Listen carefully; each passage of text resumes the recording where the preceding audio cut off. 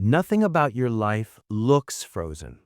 You're active, engaged, aware, and yet something isn't moving.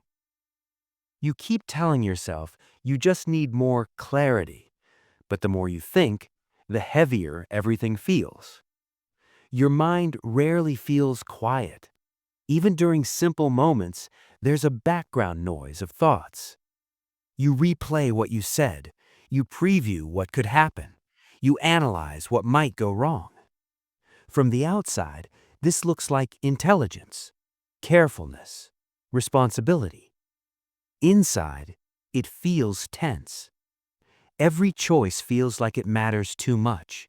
Every option feels permanent. So instead of choosing, you keep evaluating, waiting for the moment when things finally feel obvious. This happens because thinking too much changes how the brain relates to action. The mind is meant to use thought to support movement, but when thinking becomes constant, it stops serving direction and starts scanning for danger. Your brain begins treating decisions as potential threats, not because the situation is risky, but because uncertainty stays unresolved. When uncertainty remains high, the nervous system shifts into protection mode. It slows impulses, delays action, keeps you where you are. Not to block you, but to keep you safe from imagined consequences. Over time, this creates a quiet contradiction. You think more because you want control, but the more you think, the less grounded you feel. Movement begins to feel irresponsible. Stillness feels safer. So you stay in preparation mode. Not because you lack desire, but because your mind is overloaded with possibilities it can't resolve. Here's the part most people misunderstand. Feeling stuck is often a sign of a mind that's been carrying too much responsibility alone. You're not failing to act.